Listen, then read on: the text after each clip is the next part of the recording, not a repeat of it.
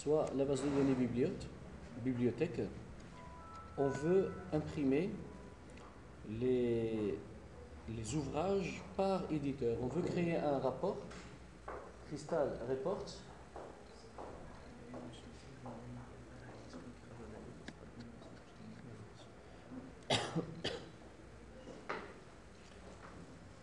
Alors on veut imprimer la liste des ouvrages par éditeur.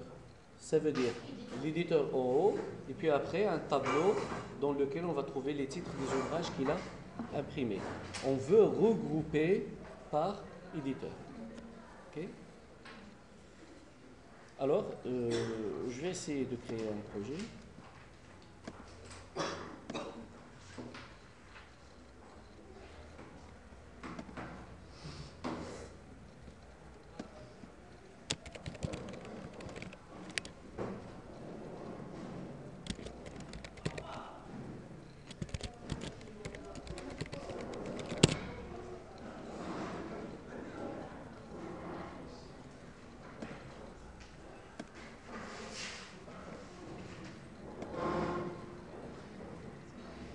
Alors, je vais tout simplement ajouter le bouton.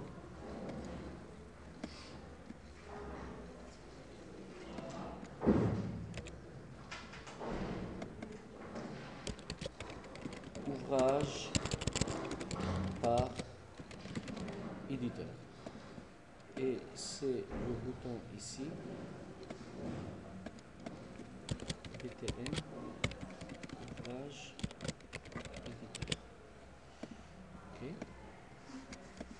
Et je vais ajouter un nouveau formulaire.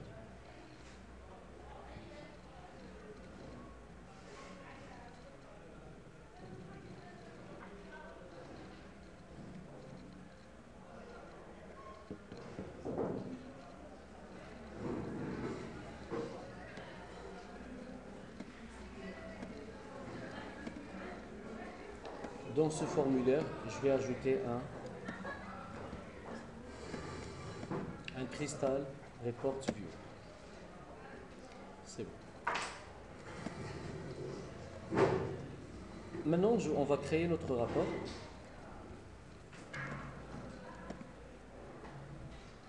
Mais bien sûr, dans notre dataset, nous n'avons aucune table pour le moment. Alors, on va aller vers les sources de données et on va remplir notre dataset. Okay. On va remplir notre dataset avec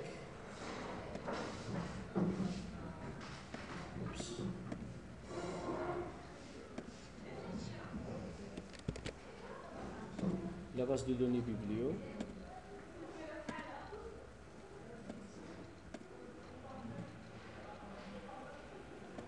Et je vais utiliser éditeur, ouvrage. Non, je suis intéressé par l'éditeur et l'ouvrage à la fois. Okay.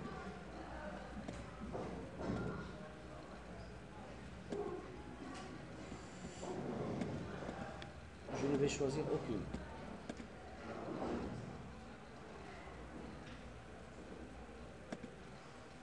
Ma dataset est vide. Je vais ajouter un table adapteur que je vais utiliser en tant que requête SQL à partir de la table éditeur et de la table ouvrage. Et je vais choisir le nom de l'éditeur, son code postal, sa ville, hein, par exemple, et le nom de l'ouvrage et l'année de parution. Okay. Ce sont les informations qui m'intéressent. Ok. Ouvrage par éditeur. Donc j'ai créé une table locale qui est différente des tables. C'est pas une table de mise à jour, c'est une table de sélection. Alors on s'en fout, on n'a pas besoin de faire entre les tables réelles. C'est comme une vue. Très bien. Alors, on va aller pour créer le rapport. Reporting. Crystal Reports. Ouvrage par l'éditeur.rpt. OK. Maintenant, on a l'habitude de travailler avec. Je prends ça, je sélectionne, suivant. Alors, je vais tout afficher. Le nom, le code postal, la ville. Maintenant, sur le regroupement, on va ajouter les informations de l'éditeur. OK? Je vais ajouter que le nom de l'éditeur. Je vais ajouter que le nom de l'éditeur sur le regroupement. Hein? Et les autres, on va les garder pour la suite. On ne veut pas de zone de résumé.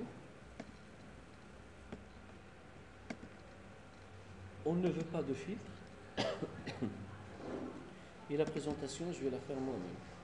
Alors, on remarque que, contrairement au rapport qu'on avait vu précédemment, on a la section en tête rapport, on a la page, et puis après, on a les détails qui sont à l'intérieur d'une nouvelle section groupe. OK? Donc là, c'est la section qui contient les informations de l'éditeur. OK? Et là, c'est les détails qui doivent être normalement les ouvrages de l'éditeur. Et ici, on doit trouver le reste des informations. On va essayer de voir ce rapport, qu'est-ce qu'il va nous donner comme résultat tel qu'il est, et on va l'adapter par la suite. Alors, on va faire notre code. Dim rapport as new quoi as new ouvrage par éditeur rapport.set data source forme 1 dataset biblio dataset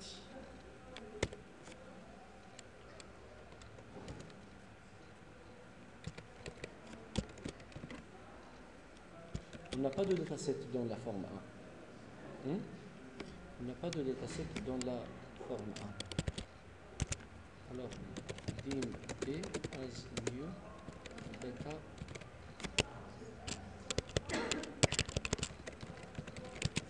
d égale biblio dataset.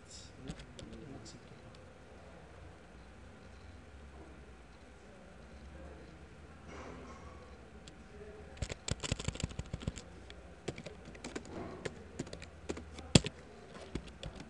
D c'est une new biblio dataset rapport.set data source d.tabs. Comment s'appelle notre table? Notre table s'appelle ouvrage par éditeur. Ouvrage par éditeur.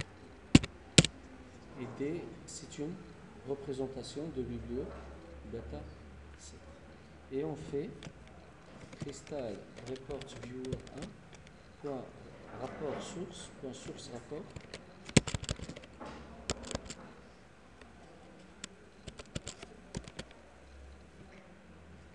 report source égale quoi? Rapport. J'ai affecté le rapport que je viens de créer ici au viewer. On lance.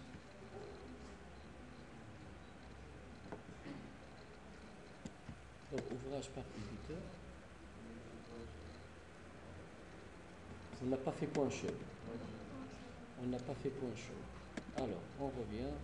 Ouvrage forme 2 point chaud.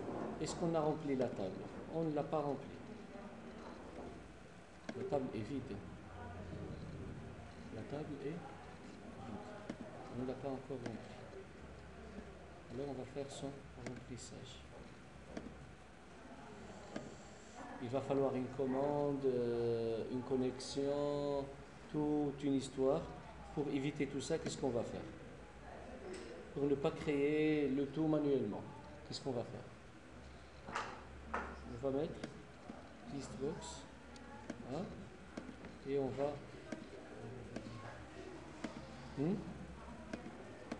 la remplir avec ouvrage. Je vais mettre ici le nom et le nom encore une fois. il a ajouté tout ça, il a rempli la table, on est tranquille, hein? D'accord? Et même ici maintenant sur forme 2, on va éviter le problème qu'on avait tout à l'heure. On va travailler avec, à la place de D, on va travailler avec forme 1.biblio dataset.11. C'est mieux comme ça. Tout le monde arrive à me suivre? Hein? Est-ce que vous me suivez? Il n'y a pas de problème. J'ai enlevé la liste, j'en ai plus besoin parce qu'il m'a servi tout simplement pour créer ces objets-là au lieu de les faire par code. On reteste. Ici, nous avons forme 2.che. Je reteste. Alors, mi.ouvrage par éditeur table adapteur. Mi.bibliothèque contient des valeurs qui violent les contraintes du type non nul. Alors, nous avons apparemment dans la base de données des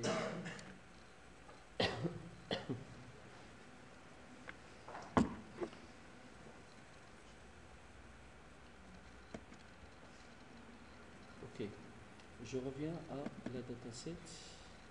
Le nom de l'éditeur, nous avons certaines informations.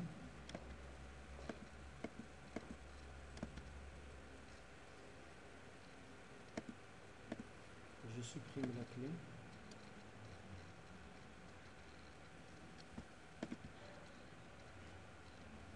Apparemment, il y avait quoi? Il y avait des noms d'éditeurs qui étaient vides. Ah, et puisque c'était la clé primaire de la table locale, ça causait problème. J'ai enlevé la clé primaire. Et voilà notre rapport. On a Académique Presse dans le groupe. Voilà, le code postal il est vide. Ici, le code postal n'est pas vide. Voilà la ville. Et puis après, les titres des ouvrages avec leur année. C'est un ouvrage de 1900 et tout. Est-ce que la présentation est bonne? La présentation n'est pas du tout bonne. Si je vais choisir celui-là, par exemple, il va me donner Erwin, voilà Erwin, et ainsi de suite. La présentation n'est pas du tout bonne. Et vous remarquez à quoi servait ça? Il sert à visualiser les champs de regroupement. On va améliorer tout ça. Alors, je vais aller où? Vers mon rapport. Dans le groupe, je vais mettre le nom du groupe 1. Je l'enlève. Je vais mettre ici le nom de l'éditeur avec son code postal qui n'est pas intéressant. Je vais l'enlever et je vais mettre à côté sa ville. Ok? Le nom de l'ouvrage, je vais le mettre ici, beaucoup plus long. Et l'année, je vais la présenter avant. Okay. Les détails qui sont là, je vais les enlever. Et l'année, je vais la mettre ici.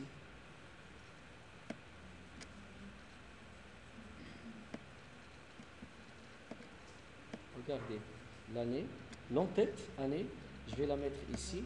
Le titre de l'ouvrage, je le mets là. Titre. Et titre, je vais le mettre plus grand. C'est beaucoup.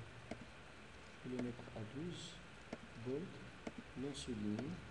Année sera aligné en blanc.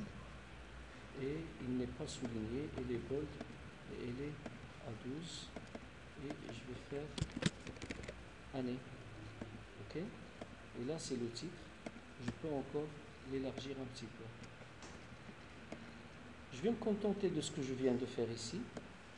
Et je vais supprimer ça de là. Je vais me contenter de ça. On va voir le résultat. Et puis, nous allons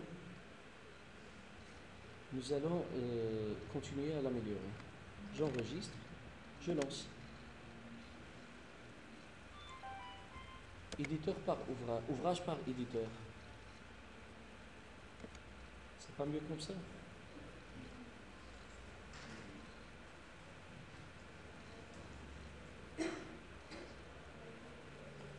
Ok?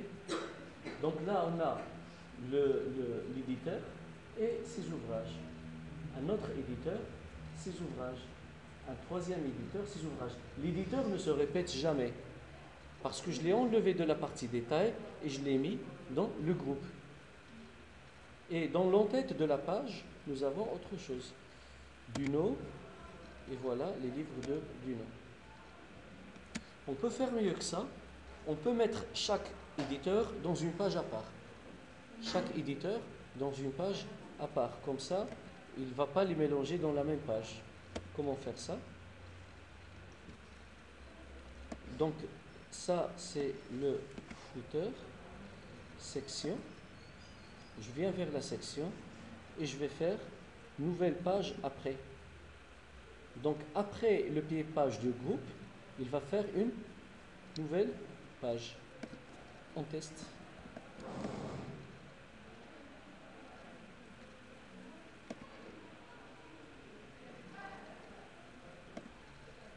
Donc, chacun se trouve dans une page. Et quand je vais imprimer, je vais avoir plusieurs pages et dans chaque page que les livres de cet éditeur. C'est encore mieux. D'accord?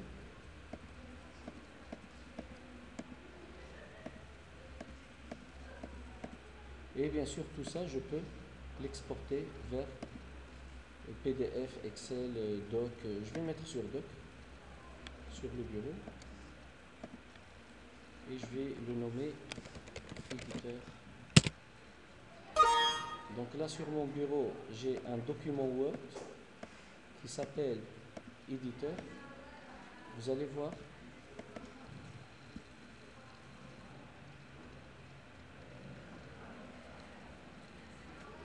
Voilà. Plusieurs pages. Dans chaque page. Ok. Et puis, on peut toujours améliorer les choses.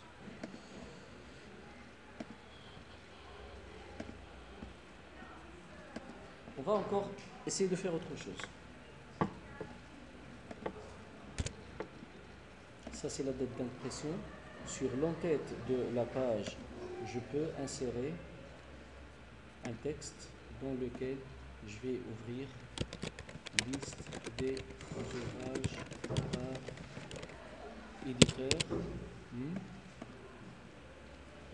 La positionner ici, l'agrandir.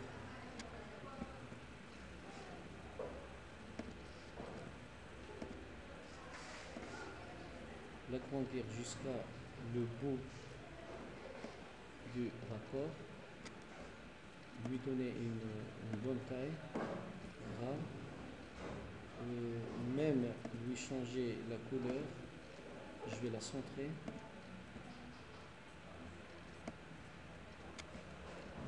La décompression et tout.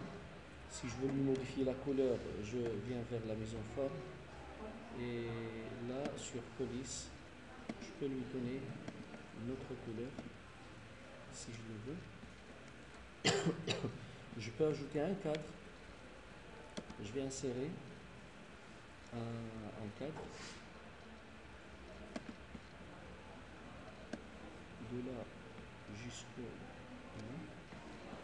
Je peux bien sûr agrandir cette partie.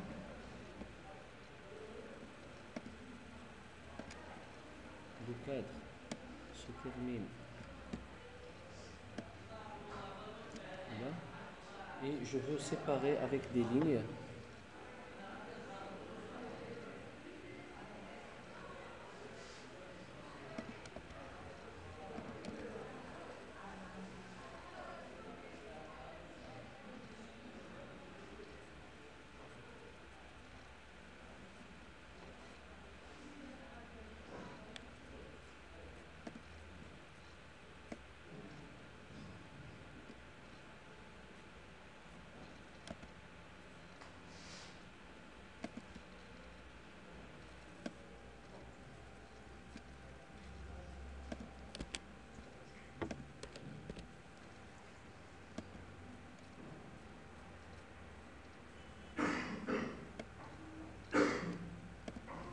Alors le résultat attendu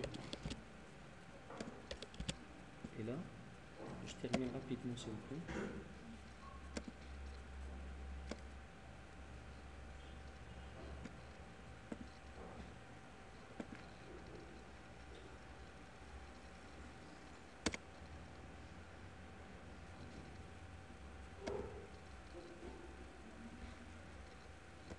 C'est pas excellent?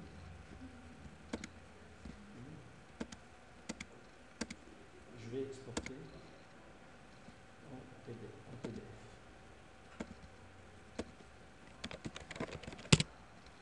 Et je peux bien sûr imprimer si je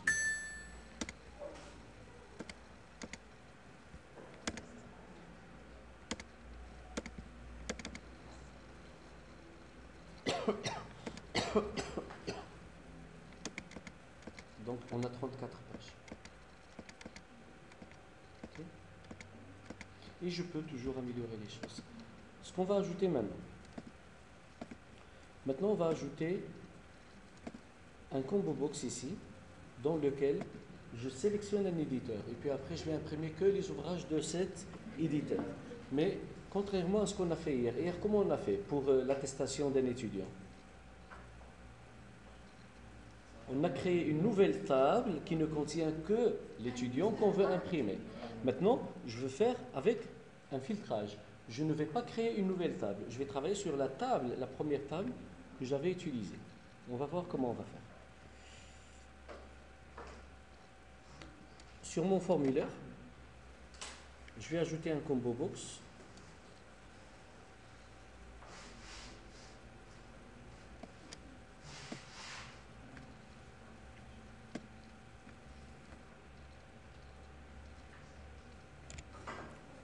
F4 qui m'affiche en fait qui doit m'afficher la liste des éditeurs. Nous n'avons pas de table éditeur. On va la créer.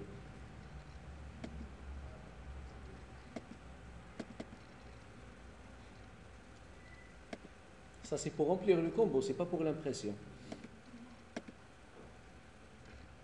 Select non aide en éditeur.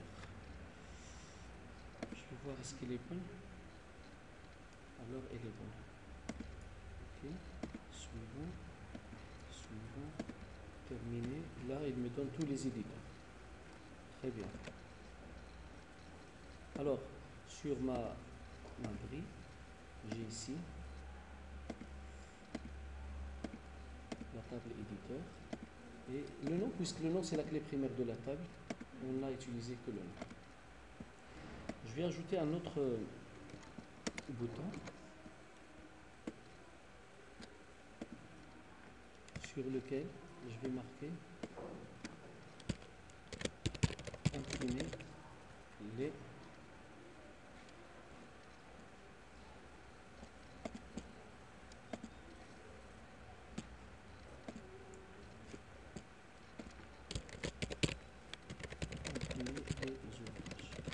La liste des ouvrages, c'est mieux. Ok? Là, on a la liste des ouvrages. Sous forme d'un rapport, bien évidemment. Je vais exploiter toujours.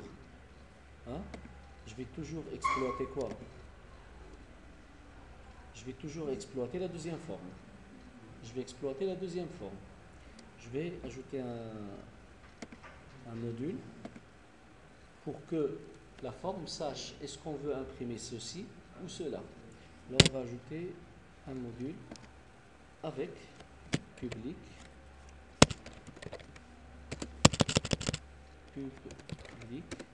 PR as string. Alors, quand je veux imprimer la liste des ouvrages, je vais faire PR égale liste ouvrages. Et quand je clique sur l'autre bouton, je vais faire PR égale ouvrage éditeur.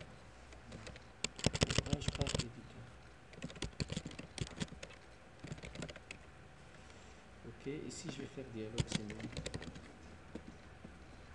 D'accord? Et même ici, on va faire forme 2. Point. Show dialogue. CTRL S. Alors, sur mon formulaire, il est où? 2. Sur load, on va ajouter ici un truc. Si PR égale liste ouvrage, then, il va faire un filtrage. Alors, je dois m'assurer, est-ce que le L est majuscule, est-ce que le O est majuscule, est-ce que le S est existe ou non, pour qu'il ne cause pas de problème. L minuscule. On allait être piégé. Hein? Et ça n'allait pas marcher. Il vaut mieux faire copier-coller. OK? Ou utiliser des valeurs qui sont très petites pour éviter les problèmes. Alors là, on va faire Crystal Report Viewer 1 point sélection formula égale quelque chose comme ça. Non head égale combo box 1 point selected combo box 1 point selected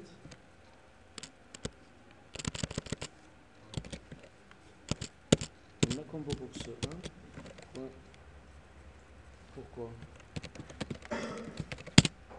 pourquoi il me donne pas on a combo box 1 non il s'appelle combo box 1 ah c'est combo box 1 de la forme 1 là on est où dans la forme 2 forme 1.combo box 1 d'accord c'est la valeur dans la première forme il va falloir écrire quelque chose comme ça sauf qu'il faut ajouter des accolades il faut ajouter le nom de la table ok nous comment on va savoir qu'est-ce qu'il faut exactement écrire on revient à notre rapport. Vous me suivez, je pense, jusque-là. Hein? Je reviens à mon rapport et je clique avec le bouton droit et sur rapport, je vais faire formule de sélection d'enregistrement. Pas de groupe, d'enregistrement. Et je vais choisir un champ. Moi, je veux filtrer sur quoi? Sur le nom de l'éditeur. Voilà ce qu'il a fait. Donc le nom éditeur, il est connu par ouvrage par éditeur, c'est la table de la dataset, point non aide. Je vais le copier. Ok? Je suis entré là tout simplement pour récupérer le nom du champ de la formule de sélection. On est d'accord? Je ne vais pas l'enregistrer. Alors comment j'avais fait? J'avais cliqué ici, rapport, formule de sélection, enregistrement. Je reviens à la forme 2 et à la place de nos aides, tout court, on va faire ceci. Et je pense qu'il va falloir ajouter cela. Okay.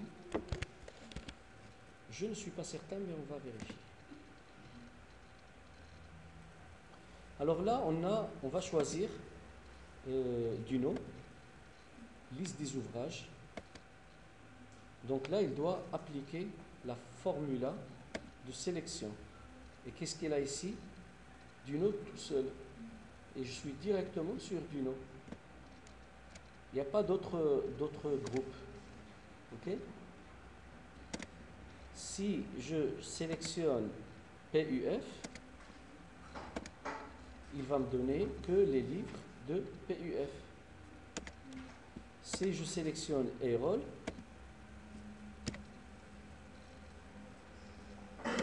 il ne va me donner que les livres de Erol. Okay. Si je lui dis ouvrage par éditeur, normalement, je dois avoir tous les ouvrages des éditeurs. Tout le monde. Et là, j'ai exploité le même rapport. Je n'ai pas tout simplement exploité le même Crystal Report Viewer et la même forme, mais j'ai exploité même le même rapport. Tout simplement, j'ai injecté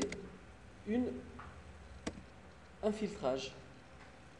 Quand il s'agit de l'impression de la liste des ouvrages d'un éditeur sélectionné dans le combo box, on a à l'intérieur de PR cette valeur.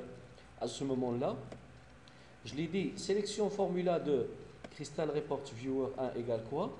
Égale le champ nom head qui est égal la valeur sélectionnée dans le combo box 1 de la première fois. Et ceci se trouve dans forme